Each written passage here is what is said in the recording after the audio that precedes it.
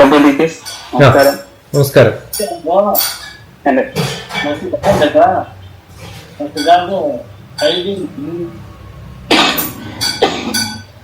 നമസ്കാരം. എന്റെ പേര് വിഷ്ണു. വിഷ്ണു പറയും. ഡോക്ടർ ടീച്ചേഴ്സായിട്ട് ഇതിനു മുമ്പ് ഒരു മീറ്റൊക്കെ നടന്നിരുന്നു.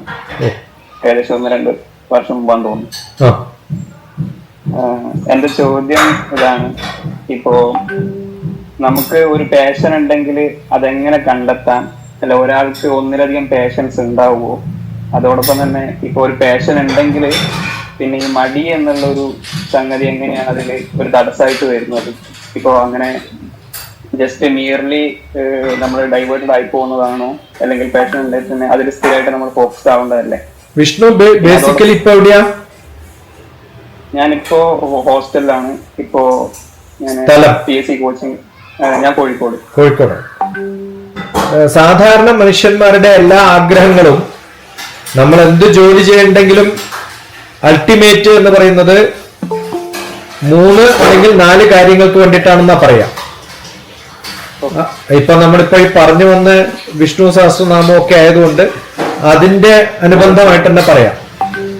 വേദാന്തകോ ബ്രാഹ്മണ ക്ഷത്രിയോ വിജയീ ഭവേത് വൈശ്യോ ധനസമൃദ്ധ ശൂദ്ര സുഖമാപ്നുയാത്നം. മനുഷ്യന് ആകെ ചെറിയ കുറച്ച് ആവശ്യങ്ങളേ ഉള്ളൂ.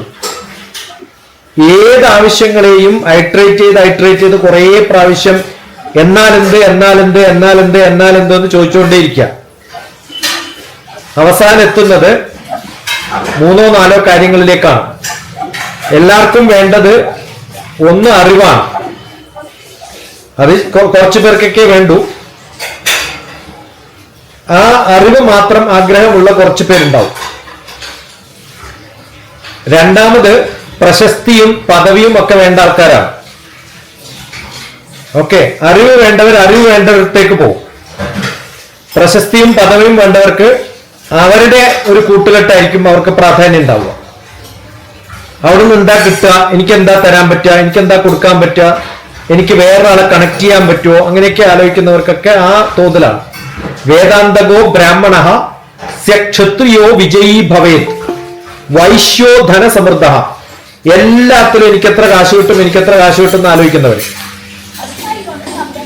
അങ്ങനെ ആലോചിക്കുന്ന ആൾക്കാരുണ്ടാവും. ഓക്കെ, അപ്പൊ വേദാന്തകോ ബ്രാഹ്മണ ക്ഷത്രിയോ വിജയീ ഭവേത് വൈശ്യോ ധനസമൃദ്ധ. കാശ് വേണമെന്ന് ആഗ്രഹിക്കുന്നവർ വൈശ്യന്മാര്. ശൂദ്ര സുഖമാപ്നിയ. ശൂദ്രൻ എന്ന് പറയുന്നത് സുഖം മാത്രം തേടുന്നവനാണ്. അപ്പൊ നമ്മൾ എന്ത് റിക്വയർമെന്റ് നമ്മുടെ പഠനത്തിലായാലും നമ്മുടെ ചിന്തകളിലായാലും നമുക്ക് അവസാനം മനസ്സിലാവും ഇവരുടെയൊക്കെ ആഗ്രഹങ്ങൾ എന്ന് പറയുന്നത് ഇതിൽ ഏതെങ്കിലും ഒന്ന് പെടുന്നതാവും. അപ്പൊ എനിക്ക് എന്തിനാണ് എന്റെ മോട്ടിവേഷൻ?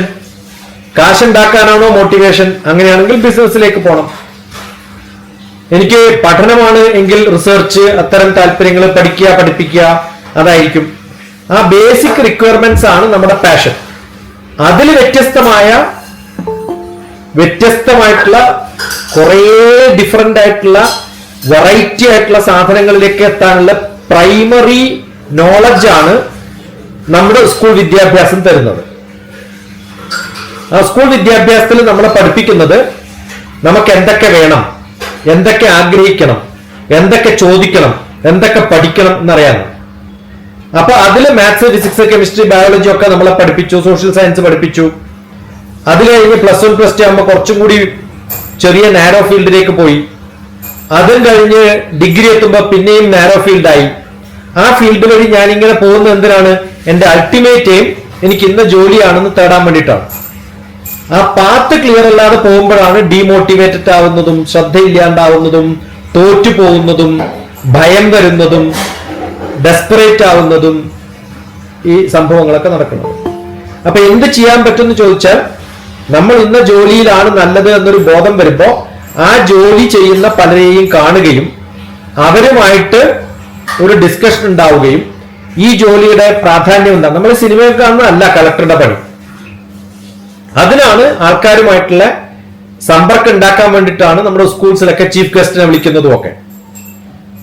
അപ്പൊ അവരുടെ ബയോഡാറ്റ പറയുമ്പം അവരുമായിട്ട് കോണ്ടാക്ട് ചെയ്യാൻ വേണ്ടിയിട്ടാണ് നാളെ. പക്ഷെ പലപ്പോഴും അവർ മുഖം കാണിച്ചു പോകും, പിന്നെ ആരും കോണ്ടാക്ട് ചെയ്യാറില്ല എന്നാണ്. വെസ്റ്റേൺ കൺട്രിയിലൊക്കെ ഓരോ ഗസ്റ്റും നമ്മുടെ ഗസ്റ്റ് ലെക്ചർ ആയിട്ട് വരുമ്പോ അവരെ കോണ്ടാക്ട് ചെയ്യുമ്പോഴാണ് ജോലി കിട്ടുന്നത് പോലും, റഫറലാണ്. അപ്പൊ പലപ്പോഴും ഇത്തരം കോണ്ടാക്റ്റുകൾ നല്ല ഗുണങ്ങൾക്ക് വേണ്ടി ഉപയോഗിക്കാൻ വേണ്ടിയിട്ടാണ്. മറ്റു പലരുടെയും എക്സ്പീരിയൻസ് ഇപ്പൊ ഇന്ന് വളരെ എളുപ്പമാണ്. അത് നമ്മൾ കൃത്യമായിട്ട് നോക്കി കണ്ട് പഠിച്ച് അവരുടെ ജോലിയെ കുറിച്ച് മനസ്സിലാക്കി, ഓ ഇങ്ങനെയൊക്കെയാണ് എനിക്ക് ആവേണ്ടത്, അത് സ്വയം പ്രയത്നിക്കണം. ഇനി അത് സാധിക്കില്ലെങ്കിൽ എന്ത് വേണം? അതിന് പറ്റുന്ന കൂട്ടുകെട്ടുണ്ടാവണം, അതിന് ഡയറക്റ്റ് ചെയ്യുന്ന മെന്റേഴ്സ് ഉണ്ടാവണം. ഇതൊക്കെയാണ് വേണ്ടത്. ഇപ്പൊ ഞാൻ ഒരു ദിവസം ഇന്നിപ്പോ 2, 3, 4 കുട്ടികളോട് സംസാരിച്ചു, മുതിർന്നവരോട് സംസാരിച്ചു. അവരുടെയൊക്കെ ആഗ്രഹങ്ങളിലേക്ക് എങ്ങനെ പോകണമെന്ന് അറിയില്ല, ആഗ്രഹമൊക്കെ ഉണ്ട്. അപ്പോ നമ്മൾ സംസാരിക്കും, എന്നിട്ട് അവർക്ക് എന്താ ചെയ്യേണ്ടത് വെച്ചാൽ അതിനുള്ള അസൈൻമെന്റ്സ് കൊടുക്കും. അസൈൻമെന്റ്സ് കൊടുത്തു കഴിയുമ്പോൾ ചിലപ്പോൾ അവർ എഴുതി തരുന്നത് വളരെ നന്നായിട്ടാവണമെന്നേ ഇല്ല, പലപ്പോഴും തെറ്റായിട്ടും അല്ലെങ്കിൽ എഴുതുന്ന വിധം തെറ്റായിരിക്കും. അങ്ങനെ കണ്ടിന്യൂസ് ആയിട്ട് അവരെ മെന്റർ ചെയ്യും. ഓക്കെ, ഒറ്റക്ക് ബുദ്ധിമുട്ടായിരിക്കും, എപ്പോഴും കൂട്ടാ വേണ്ടത്. ആ ഒരു കൂട്ടുണ്ടാവുമ്പോ നമ്മൾ മുന്നോട്ട് പോകാനുള്ള, ഒറ്റക്ക് ഓടി പ്രാക്ടീസ് ചെയ്താലും ഓട്ടത്തിന് സ്പീഡ് കിട്ടില്ല. 3-4 പേര് ഓടുമ്പോഴാണ് സ്പീഡിൽ ഓടുക. മത്സരം വേണം, മത്സര ബുദ്ധി നല്ലതാണ്. ഓർമ്മയൊക്കെ ടെസ്റ്റ് ചെയ്യണമെങ്കിൽ എക്സാമിനേഷൻ വേണം. അതല്ലെങ്കിൽ എനിക്കറിയുന്നത് ബാക്കിയുള്ളവർക്ക് ഷെയർ ചെയ്ത് പറഞ്ഞു കൊടുക്കാനുള്ളൊരു പ്രാപ്തി ഉണ്ടാവും. അപ്പൊ ഗ്രൂപ്പ് ആക്ടിവിറ്റി, ഗ്രൂപ്പ് സ്റ്റഡീസ് ആണ് എപ്പോഴും മുന്നോട്ട് പോകാനുള്ള നല്ല വഴി. അതോടുകൂടെ ഒരു സംശയം കൂടി ബന്ധിപ്പിച്ച് ചോദിച്ചോട്ടെ. ഇപ്പോ ചില സന്ദർഭങ്ങളിൽ നമ്മൾ ഇപ്പോ ബ്രെയിനിന്റെ ഫംഗ്ഷനായിട്ട് ബന്ധപ്പെട്ട് ബ്രെയിന് എന്താ പറയാ, നമ്മൾ അറിയാതെ തന്നെ ചില പാറ്റേൺ തുടരുന്ന പോലെ നമുക്ക് തോന്നും. അതായത് ഇപ്പോ നമ്മൾ സ്ഥിരമായിട്ട് ഒരു റൂട്ടിൽ ബസ്സിൽ പോയിട്ട് വരുന്നുണ്ടെങ്കിൽ, ഇപ്പോ എനിക്ക് ഇന്ന സ്ഥലത്തെത്തണമെങ്കിൽ ചിലപ്പോ ഞാൻ വരുന്ന വഴിക്ക് ഉറങ്ങിപ്പോയിട്ടുണ്ടെങ്കിൽ അൺകോൺഷ്യസ്ലി ഏകദേശം ആ സ്ഥലം എത്തുന്നതിന് മുമ്പേ നമ്മൾ അവെയ്ക്ക് ആവും. അതായത് നമ്മുടെ ബോധത്തോടെ അല്ല, അല്ലാതെ തന്നെ. അങ്ങനെ പല സിറ്റുവേഷനിലും ബ്രെയിന് ഒരു പാറ്റേൺസ് ഫോളോ ചെയ്യാനായിട്ട് ശ്രദ്ധിക്കപ്പെട്ടിട്ടുണ്ട്. അപ്പോ ഈ ഒരു സംഭവം നമുക്ക് ആക്ച്വലി നമ്മളുടെ ഒരു ആഗ്രഹം സഫലീകരിക്കാൻ വേണ്ടിയിട്ട് നമ്മളൊരു പ്രയത്നത്തിൽ നമുക്ക് ഉപയോഗിക്കാൻ പറ്റുമോ? കോൺഷ്യസ്ലി നമുക്ക് ഇത് ഉപയോഗിക്കാൻ പറ്റുമോ? ജാഗ്രത്, സ്വപ്ന, സുഷുപ്തി 3 അവസ്ഥയുള്ളത്. നല്ല സുഷുപ്തി അവസ്ഥയിൽ ഉറങ്ങുന്ന ഒരാൾക്ക് ഈ ബോധമൊന്നും ഉണ്ടാവില്ല. നമ്മൾ കോൺഷ്യസ് ആണ്, പക്ഷെ കുറച്ചും കൂടി ജാഗ്രത എത്തിയിട്ടില്ല എന്നുള്ളൊരു അവസ്ഥയിലാണ് നമ്മൾ ഈ പറയുന്നതൊക്കെ നടക്കുക. ഇനി പലരും ഇപ്പൊ വളരെ ഡീപ്പായിട്ട് ചിന്തിച്ചാൽ അത് നടക്കാൻ പറ്റും എന്നൊക്കെ പറഞ്ഞ, നാളെ മുതൽ പ്രൈം മിനിസ്റ്റർ ആവുന്ന അവൻ വിചാരിച്ചാൽ അവന് പറ്റുമോ? അതൊന്നും അത്ര എളുപ്പമല്ല. ചെറിയ ചെറിയ സംഭവങ്ങളൊക്കെ ആക്സിഡന്റൽ ആയിട്ട് നടക്കുമ്പോൾ ആ പാറ്റേൺസ് ഒക്കെ എടുത്തിട്ട് ഞാൻ വിചാരിച്ചതൊക്കെ നടക്കുന്നു. ഇപ്പൊ കഴിഞ്ഞ ആഴ്ച ഞാൻ കൊച്ചിയിലുള്ളപ്പോ അതിനു മുമ്പ് ഇന്റർവ്യൂ ചെയ്ത ഒരു എപ്പിസോഡില് കഥ ഇതായിരുന്നു, നിങ്ങൾ ഡീപ്പായിട്ട് ചിന്തിച്ചാൽ നടക്കും എന്നൊക്കെ. ഞാൻ രാവിലെ ആ ഇന്റർവ്യൂറെ ഞാൻ ഫ്രീ ആയിരുന്നു, ഫ്രീ ആയപ്പോ അവരെ വിളിച്ചപ്പോ എന്നോട് പറഞ്ഞു, എന്നാ ഇപ്പൊ നമുക്ക് എടുക്കാൻ പറ്റുമോ ഇന്റർവ്യൂ? ഞാൻ പറഞ്ഞു ശരിയെന്ന് പറഞ്ഞു. അല്ല, ഞാൻ ഡീപ്പായിട്ട് ചിന്തിച്ചു, എന്നാ ഞാൻ വരുന്നില്ല പറഞ്ഞു. ഞാൻ പോയാലല്ലേ നടക്കുള്ളൂ അത്, അല്ലേ?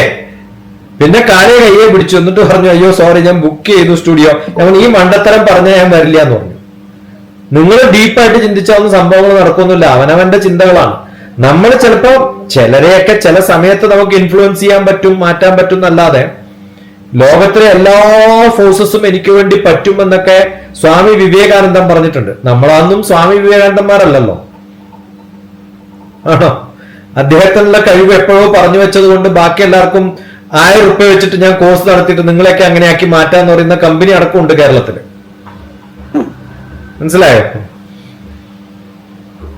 അതൊക്കെ തട്ടിപ്പ് പരിപാടികളാണ്. അങ്ങനെയാണെങ്കിൽ അവനിപ്പോ കച്ചവടം നടത്തേണ്ട പണിയേ ഇല്ലല്ലോ. വൈകുന്നേരം ആകുമ്പോൾ 1 ലക്ഷം റുപ്യ കിട്ടുന്നുള്ളത് മനസ്സിലങ്ങോട്ട് വിചാരിച്ചാൽ പോലെ 1 ലക്ഷം കിട്ടില്ലേ? ഞാൻ ഒറ്റൊരു സംശയമുണ്ട്.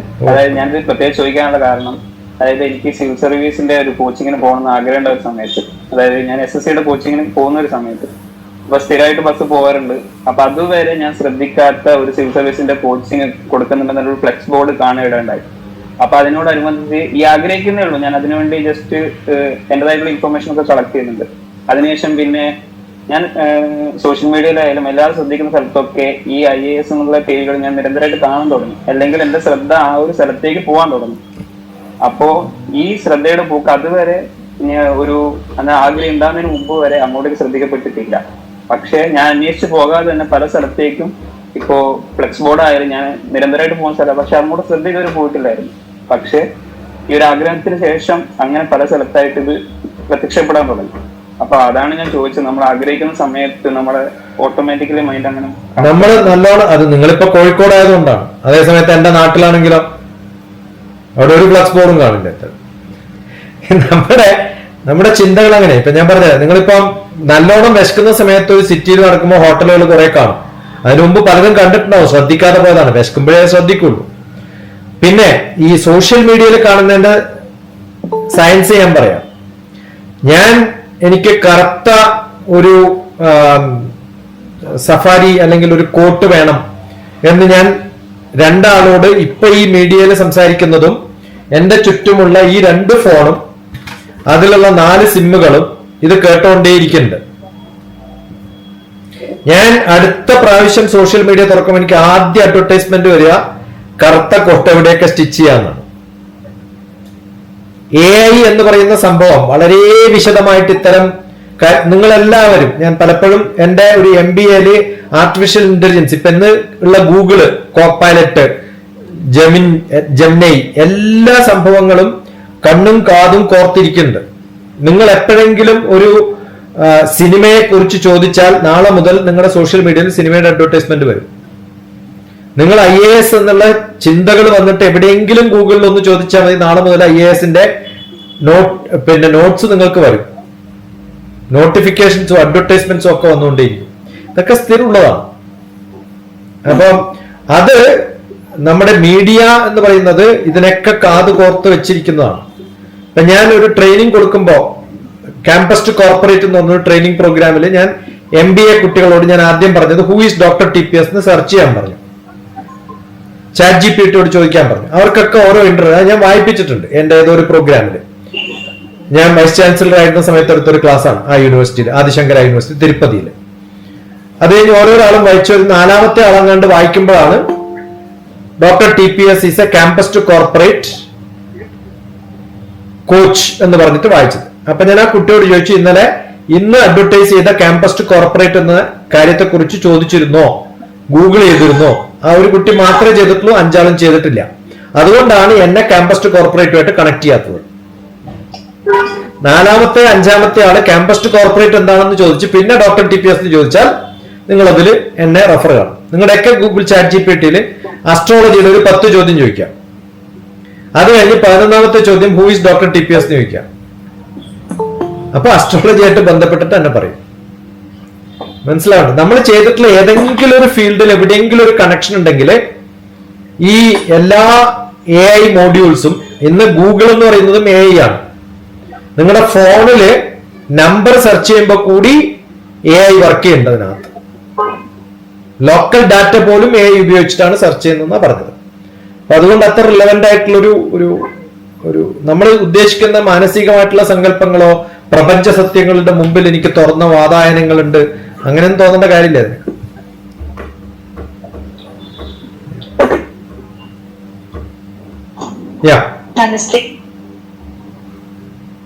വിഷ്ണു അനുബന്ധിച്ചുള്ള ഒരു ഇതാണ്, നമുക്കിപ്പോ വിഷ്വലൈസേഷൻ എന്നുള്ള ഒരു കൺസെപ്റ്റ് ഇപ്പൊ ഉണ്ടല്ലോ.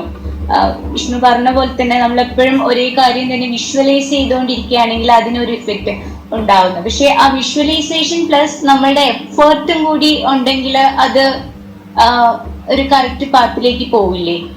ഈ വിഷ്വലൈസേഷൻ നമ്മൾ നല്ലപോലെ ഒരു കാര്യത്തെ പറ്റി ചിന്തിക്കുന്ന ഒരു ആറ്റിറ്റ്യൂഡ് സെറ്റിങ്ങിന് നമ്മളെ സഹായിക്കും. അതുമായിട്ട് റിലേറ്റഡ് ആയിട്ടുള്ള ആൾക്കാരായിട്ട് ഡിസ്കസ് ചെയ്യുക. എന്റെ ആറ്റിറ്റ്യൂഡ് അതിലേക്ക് ഇങ്ങനെ മാറ്റുകയാണ്. ഇപ്പൊ വിഷ്ണുവിന്റെ ആറ്റിറ്റ്യൂഡ് സിവിൽ സർവീസ് ആണ്. പക്ഷെ സിവിൽ സർവീസ് ആറ്റിറ്റ്യൂഡുള്ള 100 പേര് ഒരു വർഷം ഫുൾ കോച്ചിങ്ങിന് പോയാലും 4 പേരെ ചിലപ്പോൾ അതിനകത്ത് എക്സാം എഴുതുള്ളൂ. എന്താ കാരണം? അവർക്ക് ആ സ്കില്ല് കിട്ടിയിട്ടില്ല. വിഷ്വലൈസ് ചെയ്തുകൊണ്ടും ആറ്റിറ്റ്യൂഡ് കൊണ്ടും പെർഫോം ചെയ്യാൻ പറ്റില്ല. ഒന്ന് നല്ല ആറ്റിറ്റ്യൂഡ് ഉണ്ടാവും, അത് ശരിയാണ്, അതിന് ഈ വിഷ്വലൈസേഷനൊക്കെ ചിലപ്പോൾ ഹെൽപ്പ് ചെയ്യും. രണ്ടാമത് വേണ്ടത് സ്കില്ലാണ്, അതിനുള്ള നോളജ് അക്വയർ ചെയ്യാൻ സാധിക്കണം. മൂന്നാമത് വേണ്ടത് അതിന്റെ ഓപ്പർച്യൂണിറ്റിയാണ്. ഒരാൾക്ക് കിട്ടും, ബാക്കി ആരും എല്ലാം മണ്ടന്മാരാണെങ്കിൽ ചിലപ്പോൾ അവർക്ക് കിട്ടിയെന്ന് വരും, റാങ്കിൽ ഫസ്റ്റ് വരുമല്ലോ. ഇതൊക്കെ ലക്ക് എന്ന് പറയും നമ്മൾ, അല്ലെങ്കിൽ ഒരു നമ്മൾ പഠിച്ചത് മാത്രം വരുമ്പോൾ അത് ഭാഗ്യം, ലക്ക് എന്നൊക്കെ പറയും. ഈ ഫാക്ടേഴ്സ് ഒക്കെ ഉണ്ട്. അതുകൊണ്ട് വെറും വിഷ്വലൈസേഷൻ കൊണ്ട് എന്നാ നാളെ മുതൽ ഏറ്റവും നല്ല സിനിമ നടന്ന വിവാഹം കഴിക്കണം എന്ന് വിഷ്വലൈസ് ചെയ്യുന്നവർക്ക് എന്നിട്ട് എല്ലാ സ്കില്ലും നിങ്ങൾ ഉണ്ടാക്കിയെടുക്കാൻ പറ്റുമോ? പറ്റില്ല. നമുക്ക് നമ്മുടേതായ ലിമിറ്റേഷൻസ് ഉണ്ട്. നമുക്ക് സ്കില്ല് ഇത്രയേ ഉള്ളൂ, നമ്മുടെ ഓപ്പർച്യൂണിറ്റീസ് ഇത്രയേ ഉള്ളൂ. അതുകൊണ്ട് ആറ്റിറ്റ്യൂഡ് വളരെ കൂടുതൽ ഉണ്ടാക്കിയാൽ അവസാനം നമ്മളെ പോലുള്ള അടുത്താ വരിക, ഡിപ്രഷനിൽ മാറും. ഹൈ ആറ്റിറ്റ്യൂഡാണ്, എനിക്ക് വലിയ ആഗ്രഹങ്ങൾ, പക്ഷെ കഴിവില്ല. അതുപോലെ ഓപ്പർച്യൂണിറ്റീസും ഇല്ല. എന്ത് പറ്റും? ഇപ്പൊ എല്ലാവർക്കും ആറ്റിറ്റ്യൂഡ് ഉണ്ട്. നീറ്റ് പരീക്ഷയിൽ പാസ്സാവണമെന്ന് ആറ്റിറ്റ്യൂഡ് ഉണ്ട്. ഇന്ത്യയില് 3 ലക്ഷം പേരെ ഡോക്ടറാക്കുമെന്ന് തീരുമാനിച്ച എല്ലാവർക്കും സീറ്റ് കൊടുത്താലോ? അത്ര കൊടുക്കാത്തതുകൊണ്ടല്ലേ കോമ്പറ്റീഷൻ കൂടുന്നത്. അപ്പൊ ഓപ്പർച്യൂണിറ്റീസ് കുറഞ്ഞപ്പോഴാണ് പലരും ഫെയിൽ ആവുന്നത്. അതുകൊണ്ടല്ലേ പലരും നീറ്റ് എഴുതിയിട്ട് അവസാനം നീറ്റായിട്ട് തോറ്റിട്ട് സൈക്കോളജിക്കലി ഡിപ്രസ്ഡ് ആയി പിന്നെ സൈക്കോളജി പഠിച്ച് സൈക്യാട്രിസ്റ്റ് ആയിട്ട് ബാക്കിയുള്ളവരൊക്കെ ചികിത്സിക്കുന്നത്. അല്ലേ? തോൽവിയിൽ നിന്നാണല്ലോ സൈക്കോളജി പഠിക്കുന്നത്. പലരും തോറ്റവരാണ് ട്രെയിനേഴ്സ് ആവുന്നത്. കുറെ പ്രാവശ്യം ബാങ്ക് ടെസ്റ്റ് എഴുതി തോറ്റവരാണ് അവസാനം ബാങ്ക് കോച്ചിങ് കൊടുക്കുന്നത്. സിവിൽ സർവീസ് തോറ്റ് പാളീസ് ആകുമ്പോൾ പിന്നെ സിവിൽ സർവീസിന് പഠിപ്പിക്കാൻ തുടങ്ങും. എന്തായാലും പഠിച്ചാലോ പഠിപ്പിക്കാൻ വെച്ചിട്ട്. ഇതൊന്നും ആറ്റിറ്റ്യൂഡ് സെറ്റപ്പ് അല്ല. ആറ്റിറ്റ്യൂഡ് എന്ന് പറയുന്നത് എന്തും ഞാൻ സ്വീകരിക്കാം എന്ന് പറയുന്ന ഒരു തോന്നലാണ്. A brilliant person will enjoy what ever he gets എന്നാണ്. അതാണ് ഇന്റലിജൻസ്. അതല്ലാതെ ഒന്നെനിക്ക് അത് കിട്ടിയാലേ എന്റെ ജീവിതമാവുള്ളൂ, അല്ലെങ്കിൽ ഡെസ്പറേറ്റ്, അതല്ല വേണ്ടതെന്നാണ് ഞാൻ പറയാം.